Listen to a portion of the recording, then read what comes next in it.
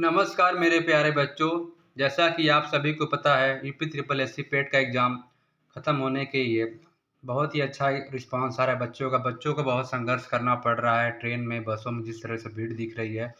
लेकिन आप घबराएं नहीं, हमारी तरफ से आप सभी बच्चों को दिल से शुभकामनाएं। तो आखिरी क्वेश्चन है दोस्तों ये मेरे चैनल का, तो आइए कुछ डिस्कस करते हैं पढ़ाई लिखाई के बारे में। तो आइए शुरू करते हैं। पहला क्वेश्चन है हमारा, वेदों में संपूर्ण सच्चाई निहित है, यह व्याख्या की गई है। किसके द्वारा की गई है?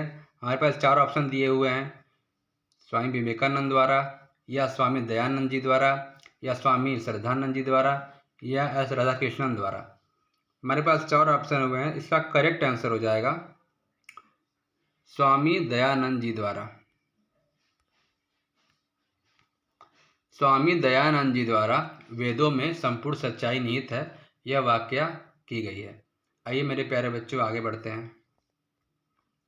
अगला क्वेश्चन है, निम्नलिखित में कौन सा आयोग 1857 के विद्रोह के दमन के बाद भारतीय फौज के नव संगठन से संबंधित था? फिर से पढ़ते हैं, निम्नलिखित में कौन सा आयोग 1857 के विद्रोह के दमन के बाद भारतीय फौज के नव संगठन से संबंधित था? तो ये हमारा करेक्ट आंसर हो जाएगा जो बी है, मोहनजोदड़ो जो है सिंधु संबंधित है, और सभी गलत दिए हुए हैं। तो हमारा जो सेकंड ऑप्शन हो जाएगा पील आयोग। पील आयोग जो है 1857 के विद्रोह के दमन के बाद भारतीय फौज के संगठन से संबंधित था। मेरे प्यारे बच्चों आगे देखते हैं। निम्न सूची को सुमेलित करना है। हमारा सूची 1 में स्थल दिए हुए हैं और सूची 2 में नदी दी हुई है। तो हमारा जो करेक्ट हो जाएगा तीसरे का ए वाला जो हमारा सूची है वो हड़प्पा जो है रावी नदी के पास है। हड़प्पा जो है रावी नदी, और सभी गलत हैं। आइए मेरे प्यारे बच्चों आगे देखते हैं।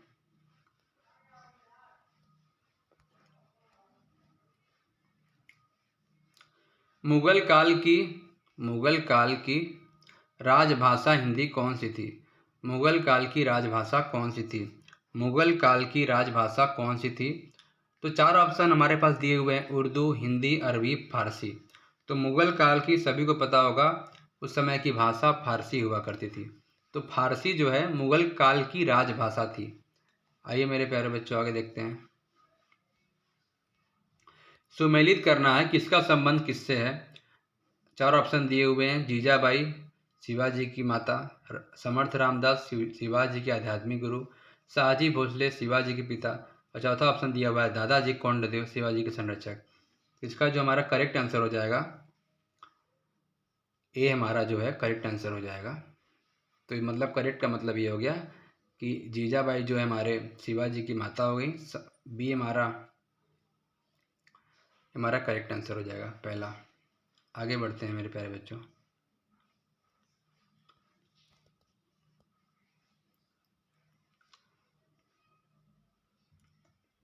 रोजगार पब्लिकेशन देती है। रोजगार पब्लिकेशन जो देती है वो क्या देती है? शिक्षित बेरोजगारी, मौसमी बेरोजगारी, प्रच्छन्न बेरोजगारी, या इनमें से कोई नहीं। रोजगार का जो पब्लिकेशन होता है वो हमें क्या देके जाती है? तो हमारा रोजगार का पब्लिकेशन जो है शिक्षित बेरोजगारी देके जाती है। उसमें दिखता है कि कितने लोग बेरोजगार हैं। 17वां क्वेश्चन देखते हैं।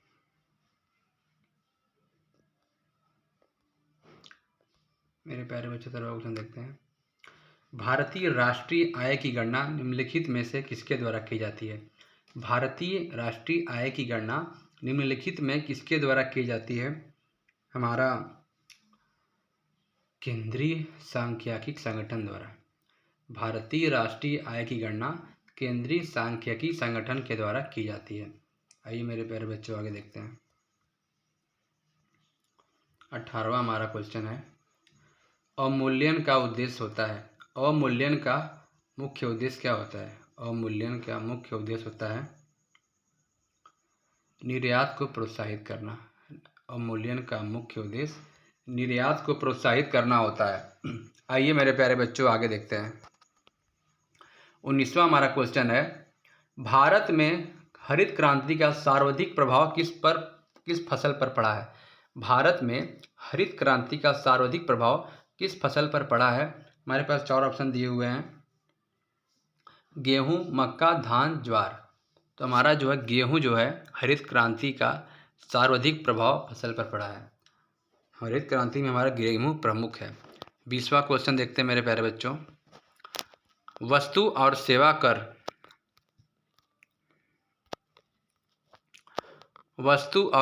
कर जीएसटी लागू करने वाला पहला देश कौन था? जीएसटी लागू करने वाला पहला देश कौन था? ये क्वेश्चन इंपॉर्टेंट है, आ सकता है। जीएसटी लागू करने वाला पहला देश हमारा था फ्रांस। जीएसटी लागू करने वाला पहला देश था फ्रांस। आइए दोस्तों आगे देखते हैं।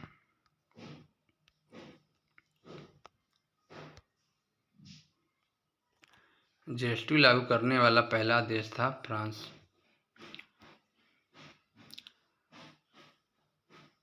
फ्रांस था। जीएसटी लागू करने वाला पहला देश हमारा है फ्रांस है। भारत की संसदीय प्रणाली संभावित किससे है? भारत की संसदीय प्रणाली संभावित किससे है? तो हमारा जो करेक्ट आंसर है इंग्लैंड से। भारत की जो संसदीय प्रणाली इंग्लैंड से ली गई है। भारत की संसदीय प्रणाली इंग्लैंड से ली गई है।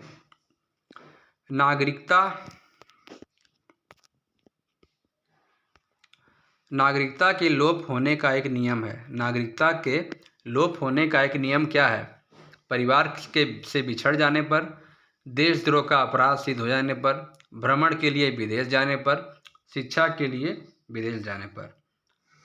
देशद्रोह पर अपराध सिद्ध होने से नागरिकता के लोप होने का एक नियम हो जाता है। देशद्रोह से आप अगर कोई गलत काम करेंगे देश के खिलाफ तो नागरिकता के लोप हो जाने का नियम हो जाता है। आइए मेरे प्यारे बच्चों अगला क्वेश्चन देखते हैं। मूलभूत संविधान के कौन कौन से भाग में राज्य लोक कल्याण की संकल्पना सम्मिलित की गई है? मूलभूत संविधान के कौन से भाग में लोक कल्याण की संकल्पना स्पष्ट की गई है? तो हमारा करेक्ट आंसर हो जाएगा संविधान की 4वीं अनुसूची में।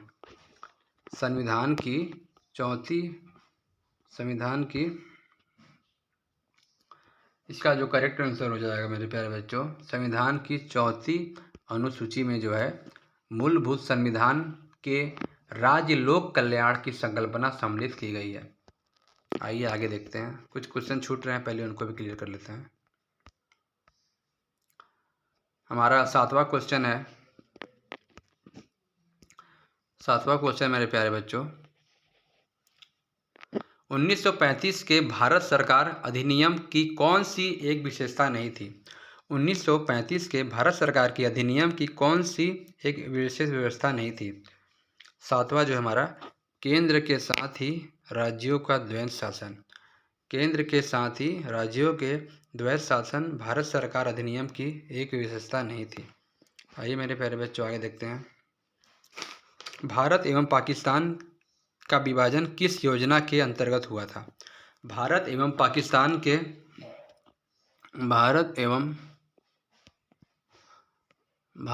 पाकिस्तान का विभाजन किस योजना के अंतर्गत हुआ था? तो इसका करेक्ट आंसर हो जाएगा माउंटबेटन योजना एक है। माउंटबेटन योजना किस योजना के तहत भारत एवं पाकिस्तान के विभाजन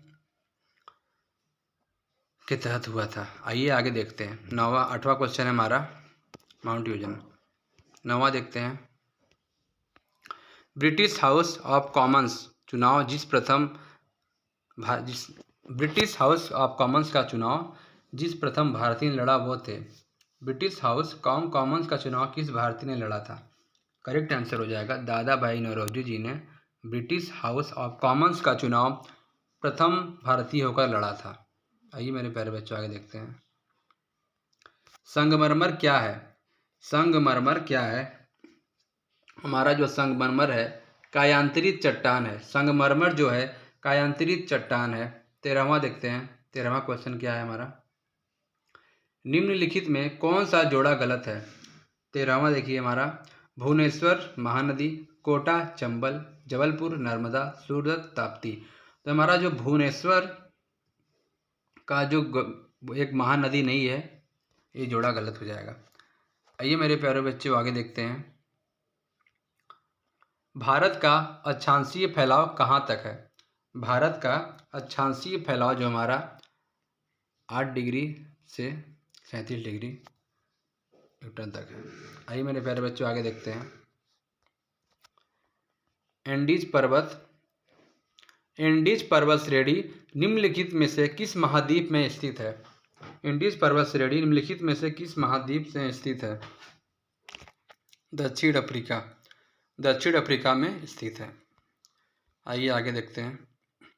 28वां क्वेश्चन हमारा है, रेडियो एक्टिविटी का आविष्कार किसने किया था?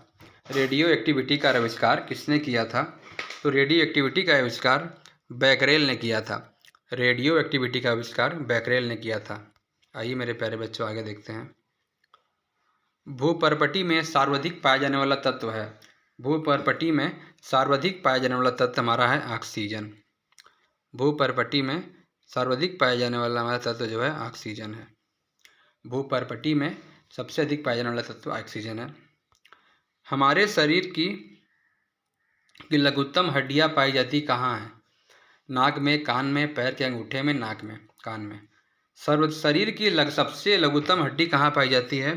तो ये तो सभी को पता होगा, जो हमारी शरीर की सबसे कम लघुत्तम हड्डियाँ पाई जाती हैं, महीन हड्डियाँ, वो कान में पाई जाती हैं। कान में जो है शरीर की लघुत्तम हड्डियाँ पाई जाती हैं।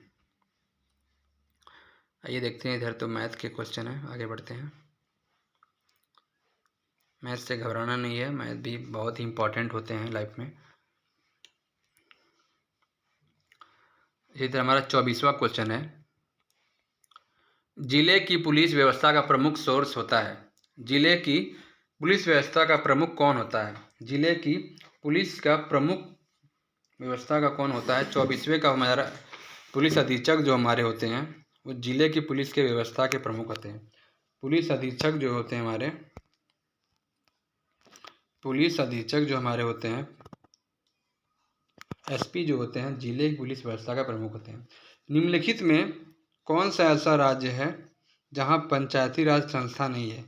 निम्नलिखित में कौन सी पंचायती राज संस्था नहीं है? जिला परिषद, पंचायत समिति, नगर परिषद, ग्राम पंचायत। तो हमारा इसका करेक्ट आंसर हो जाएगा नगर परिषद। जैसा कि इसमें नाम में ही लिखा हुआ है नगर, और हम बात कर रहे हैं पंचायत की, तो ये सबसे अलग है, तो ऐसे भी आप याद कर सकते हैं। नगर परिषद जो है पंचायती राज संस्था नहीं है। आइए मेरे प्यारे बच्चों आगे देखते हैं। अंतरिक्ष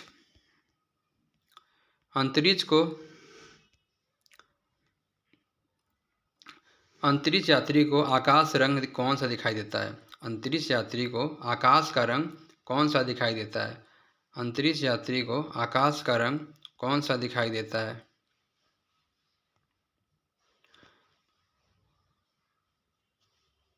सी जो हमारा है काला।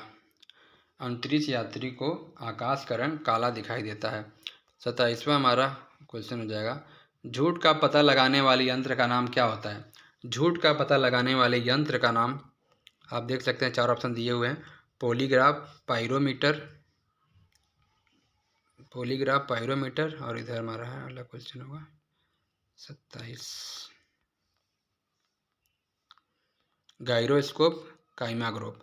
झूठ का पता लगाने वाले यंत्र का नाम हमारा हो जाएगा, झूठ का पता लगाने वाले यंत्र का नाम हो जाएगा, 1 मिनट में दोस्तों देखते हैं।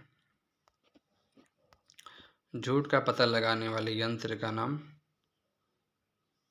पॉलीग्राफ यंत्र है। जो पॉलीग्राफ यंत्र द्वारा हम झूठ का पता लगाते हैं। पॉलीग्राफ यंत्र द्वारा झूठ का पता लगाया जाता है। आइए मेरे प्यारे बच्चों आगे देखते हैं। जो इंद्र पर विजय प्राप्त कर चुका हो उसके लिए एक शब्द है। इंद्रजय, इंदु, इंद्रजीत, जितेंद्री।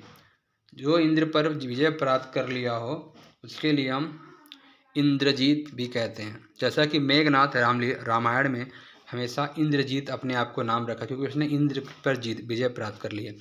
तो इंद्रजीत जो विजय प्राप्त कर चुका है वो इंद्रजीत कहलाता है। मेरे प्यारे बच्चों, आगे देखते हैं।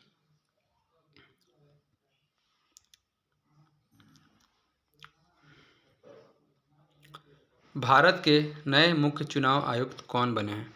भारत के मुख्य नए चुनाव आयुक्त हमारे राजीव कुमार जी बने हैं। भारत के मुख्य चुनाव आयुक्त राजीव कुमार जी बने हैं। आगे देखते हैं। किस भारतीय क्रिकेटर ने अपनी आत्मकथा बिलीव लॉन्च की है? किस भारतीय क्रिकेटर ने अपनी आत्मकथा बिलीव लॉन्च की है? इसका करेक्ट आंसर हो जाएगा सुरेश रैना ने। इसका करेक्ट आंसर हो जाएगा सुरेश रैना ने अपनी आत्मकथा बिलीव लॉन्च की है। तिरपन हमारा हो जाएगा क्वेश्चन नंबर। अंतर्राष्ट्रीय मुद्रा कोष IMF के नए मुख्य अर्थशास्त्री कौन बने हैं?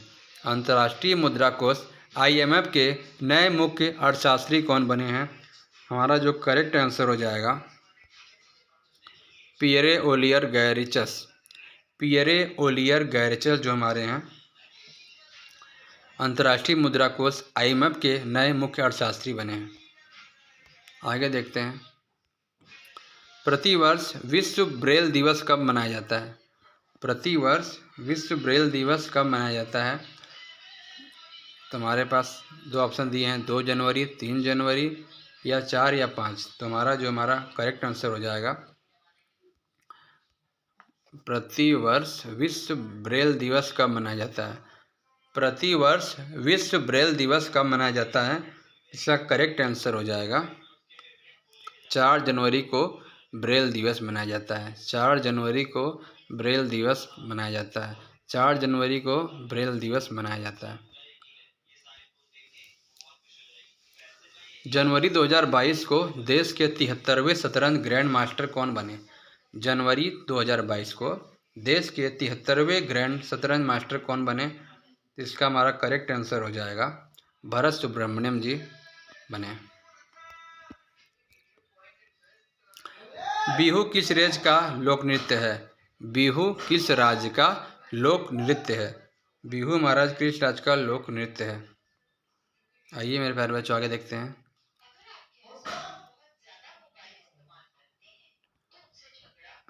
हाल में ही शीर्ष 10 वैश्विक सूची में शामिल होने वाला भारत का एकमात्र हवाई अड्डा कौन सा है?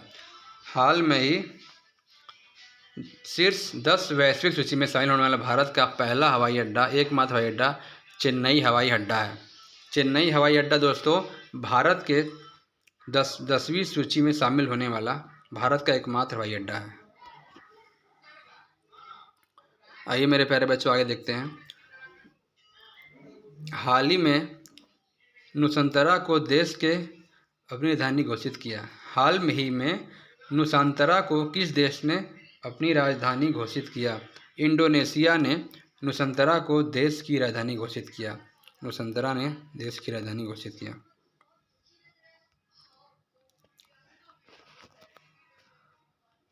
आइए आगे देखते हैं। हाल ही में ऑन बोर्ड इस्मायर्स इन BCCI नाम पुस्तक के लेखक कौन है?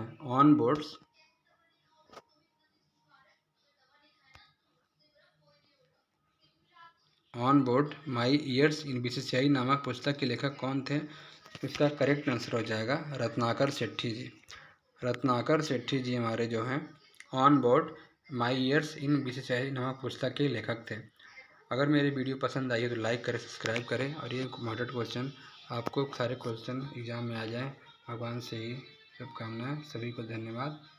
लाइक करें, कमेंट करें और खूब मेहनत करें। सफलता ही जीवन की कुंजी है।